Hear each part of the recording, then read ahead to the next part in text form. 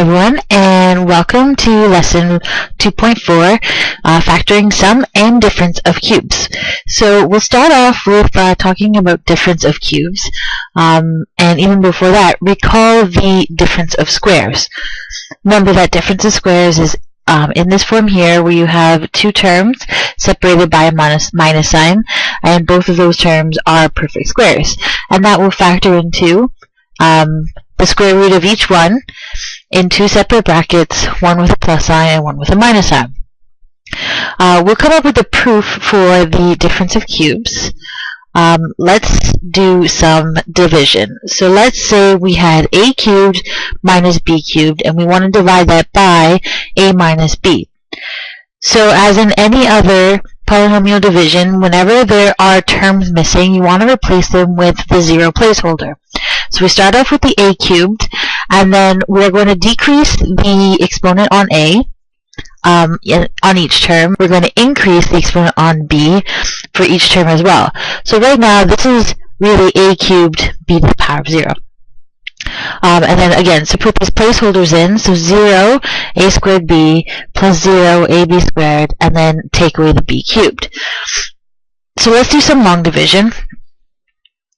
Remember, we're only comparing first terms, so a into a cubed, we need to multiply it by an a squared. Take that a squared and multiply each one of these terms. So a squared times a, and then a squared times negative b. And we do the subtraction. So 0 take away negative a squared b gives us positive a squared b. And then we drop down the 0 ab squared. Again, compare first terms. So a into a squared b, we need to multiply that by an a, b. Take that ab and multiply. So ab times a, and ab times negative b. And do the subtraction. So a squared b take away a squared b is gone. 0 take away negative ab squared gives us positive ab squared. And finally, bring down the negative b cubed. So a into ab squared, we need to multiply that by a positive b squared. Take that b squared and multiply. B squared times a, and b squared times negative b. We subtract and end up with a remainder of 0. So our statement would be a cubed minus b cubed can be factored or broken down into a minus b, so our divisor, times our quotient, a squared plus ab plus b squared. Now, let's try and think of a way to factor this further. Can you think of a number that multiplies to 1 and adds to 1? And hopefully you can't, because this is not factorable. So this expression right here is the formula for difference of cubes.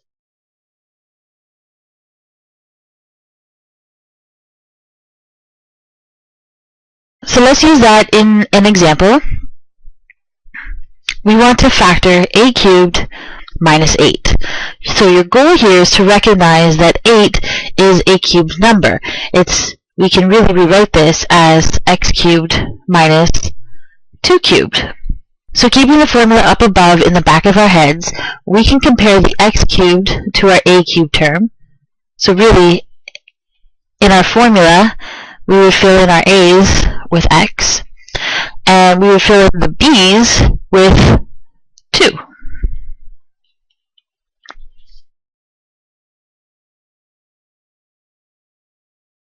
To factor, we would say a minus b, and in another bracket, a squared plus a times b, so 2 times x, plus b squared. So b is 2, so 2 squared is 4. And that's it. Let's try one more time. So if I took the cube root of this first term, That would represent our a. The cube root of 27 is 3, and the cube root of x cubed is just x. If we focus on the second term, not the sign, but just the second term, that would represent our b. 125, the cube root of 125 is 5, and the cube root of y cubed is just y. So again, it's just subbing into the formula. So, a minus b, and in another bracket, a squared, so 3x times 3x, plus a times b, so 3x times 5y, and then b squared, so just 5y times 5y. And that's it, factored. So now we'll move on to the sum of cubes, and the sum of cubes is in the form a cubed plus b cubed. Now, you'll notice that when we were talking about difference of squares, there was no sum of squares. Whenever you saw a plus sign in between two perfect squares, you would say it's not factorable. Not the same for cubes. So a cubed plus b cubed is factorable, and I will show you why. So, same idea as last time. We are going to take a cubed plus b cubed, and we're going to divide it by a plus b. So, comparing first terms, a into a cubed, and we multiply. So a squared times a squared times b. And we subtract. So these guys cancel out. 0, take away a squared b. This time gives us negative a squared b. Drop down the 0. And again, compare first terms. So a into negative a squared b. Well, that would be a negative AB. Take that negative AB and multiply. So negative AB times A and negative AB times B. And we subtract. So these guys cancel out, and then we're left with 0, take away a negative AB. That gives us positive AB squared. And finally, drop down the last term and compare. A into AB squared. Well, we would need a positive B squared. Take that B squared and multiply. So B squared times A and B squared times B. Subtract, and we end up with a remainder of 0. So we know that a plus b divides evenly into a cubed plus b cubed. So our statement would be a cubed plus b cubed is equal to the divisor plus the quotient plus 0 remainder. And again, can we think of any number that, or any two numbers that multiply to 1 and add to negative 1? And again, I hope that you can't, because that bracket there is not factorable.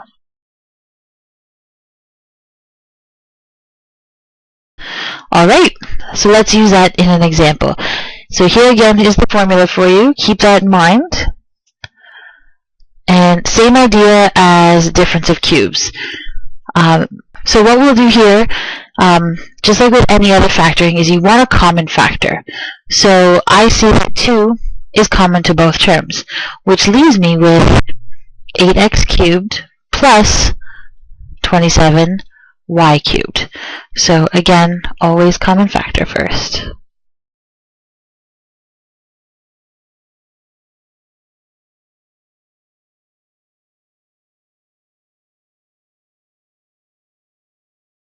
Okay, so inside our bracket, I see two terms. Both are perfect cubes with a plus sign in between.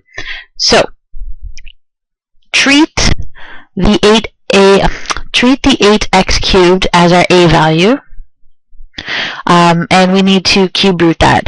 So the cube root of 8 is 2, and the cube root of x cubed is just x. our b value will come from cube rooting the second term. So the cube root of 27 and the cube root of y cubed. And we just follow the formula now. A plus b, a squared, so 2x times 2x, minus a times b, so 2x times 3y, plus b squared, so 3y times 3y. And there we go. One last time. Check for any common factors, which I do not see. So let's go ahead and cube each one of these terms. So the cube root of 64 is 4, and the cube root of x cubed is x. For b, the cube root of 125 y cubed z to the power of 6 will be 5y z squared. Okay, so just an aside for exponent rules. Remember, when you are cubing, let's say z to the power of 6, what a cube root means is you want to find 3 identical items multiplied by each other to end up with z to the power of 6. So the reason we picked z squared is because exponent rules say that when you have the same base, you add the exponents. So z squared times z squared times z squared really means we're going to keep the base and add the exponents, which gives us z to the power of 6. So just keep that in mind when you're dealing with high powers. Okay, so let's get to this. So using the formula, we end up with a plus b, and then in another bracket, a squared minus a times b, so numbers times numbers, letters times letters, and then plus b squared. So each thing gets squared, 25, the y, and the z. And that's it. That's factored. Sometimes you run into more difficult or more complex examples. Sometimes substitution can help out. So if you have a whole binomial that's cubed, you can replace it. So we can change the question for now to a cubed minus 27y cubed. And again, cube root each term, so the cube root of a cubed would just be a, and the cube root of 27 cubed would be 3y. So those are the terms that we'll be using in our factoring. So a minus b, a squared plus a times b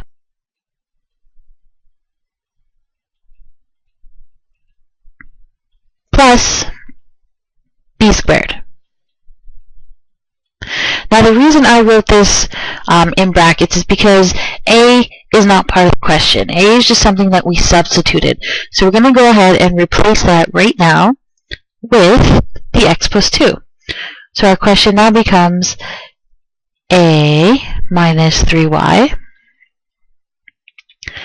and then a squared plus a times 3y, and then finally the 9y squared.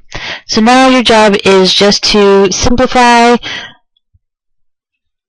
So in our first bracket, we're just left with x plus 2 minus 3y. In our next bracket, expand. So we end up with, remember, it's not x squared plus 4, it's really x plus 2 times x plus 2. So when you go ahead and do that, you end up with, so x squared plus 4x plus 4. Now we're going to go ahead and expand the second term. So x times 3y and 2 times 3y. And then finally, plus 9y squared. Double check to see if there are any like terms, which there doesn't seem to be any, so we are fully factored. Both terms could potentially be binomial, where substitution might come in handy. If you choose not to do the substitution, that's fine. Just make sure you use your brackets and you stay organized. But for now, let's do substitution again. Let's call that our A, and we'll call this second binomial our B. So when we go ahead and do the expansion for a sum of cubes, we would have A plus B, A squared minus AB plus B squared. And then we'll just go ahead and fill both of those things in. So A ends up being 3x minus 1 plus B. And in our second bracket, we end up with A squared minus A times B, and then finally plus B squared. And then let's just expand and simplify. So in the first bracket, if we expand, there's nothing in front of this bracket, and there's just a positive 1 in front of this bracket. Expanding this, remember it's 3x minus 1 times 3x minus 1, which would give us 9x squared. 3x times negative 1 times 2 gives us negative 6x, and then negative 1 squared. The work I'm going to do for this next term, I'm going to keep in brackets, and the reason being is that we want to subtract this whole entire second term. So keeping your work in brackets will remind us later that we need to do some distribution. So 3x times y, 3x times 3, negative 1 times y, and then negative 1 times 3. And then finally y plus 3 cubed. So again, square the first term. The middle term comes from multiplying the two terms together and then by 2. So y times 3 is 3y times 2. And then finally square the last term. So just a little bit more work left to do. So we end up with a 3x plus y and then negative 1 plus 3. And in this bracket, we have 9x squared minus 6x plus 1. Then we distribute the negative, so we end up with negative 3xy minus 9x plus y plus 3, and the remainder. And then finally, just collect like terms in the last bracket. So we end up having a 9x squared. There is a negative 6x, take away 9x, which gives us negative 15x. Let's see what else we have. We have a negative 3xy, and that looks like it's the only xy term. We have, let's see, a positive y and a positive 6y.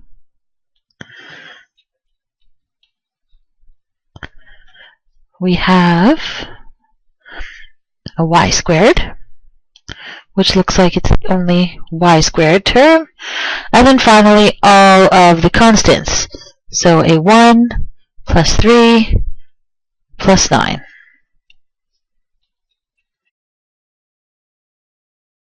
And that is fully factored.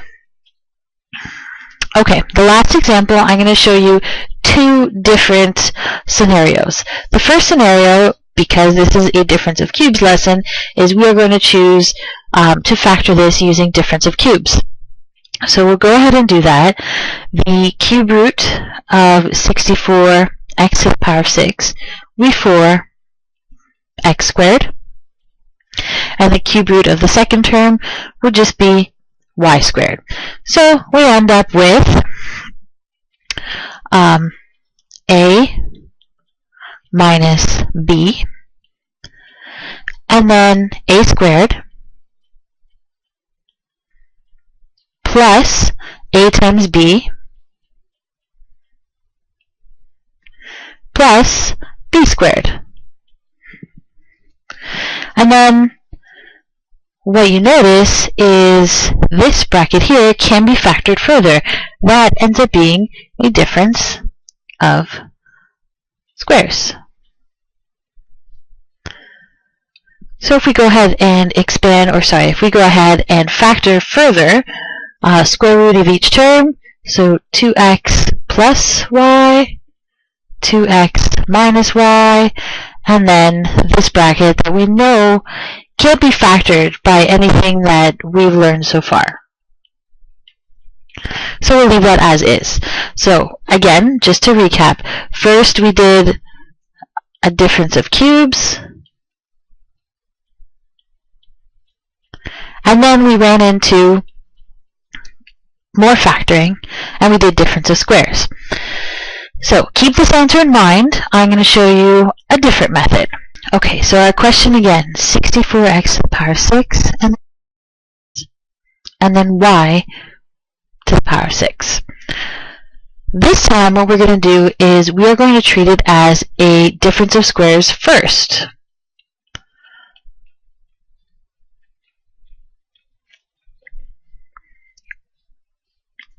So we'll go ahead with the difference of squares. So square root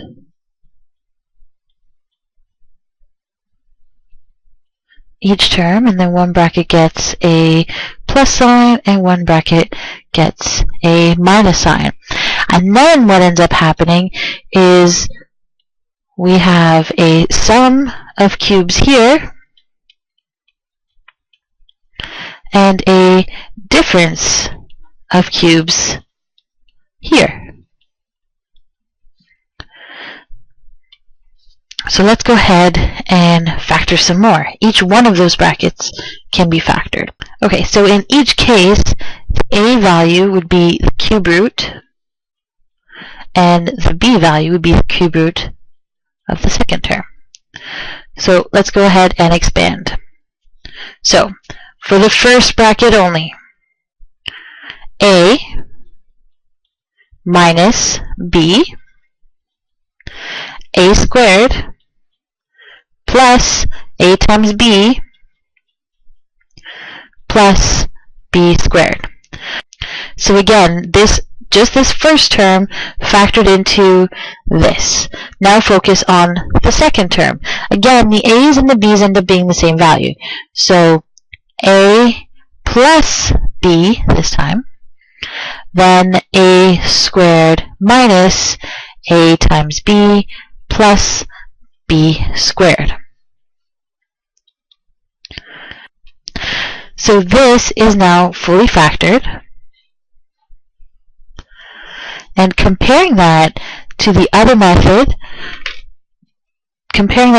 method's answers, as you can see,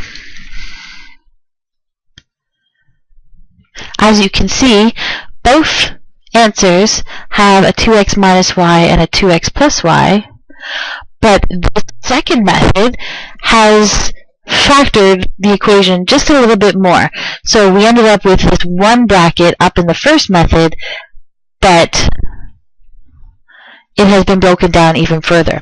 So on a test, if you were ever given a question where you have the possibility of doing difference of cubes first and then difference of squares, you should probably do the difference of squares first, and then that will break down into a difference of cubes and a sum of cubes. So just something to watch out for when you're studying for the test, because the second method ends up factoring further. So that is it for today's lesson. If you have any questions, make sure you ask me in class. Take care, guys. Bye.